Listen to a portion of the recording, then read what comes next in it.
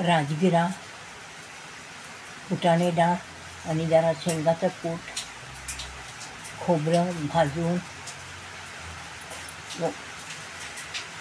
वाळलं खोबरं खिसून भाजून त्याचा कूट करून घेतलेला आहे.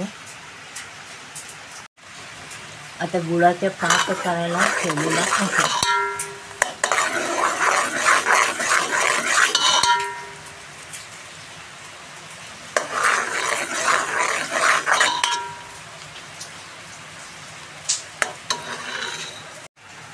गुळाचा पाक करायला ठेवलेला आहे.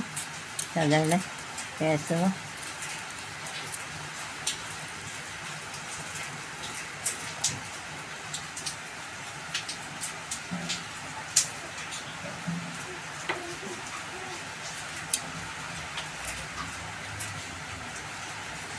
आता पाक झालं की ह्याच्यात सगळं मिश्रण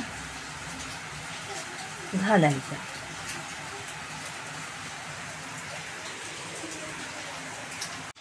आता आता त्या पाकात राजगिरीच्या लाह्या हे सगळं मिश्रण घालून असं हलवायचं आणि पटापट लाडू वळवायचं. हे बघा, घरी बनवलेला राजगिरीचे लाडू खूप छान झाले. देवासाठी घरीच मी लाह्या पाडले आणि त्याचे लाडू बनवले.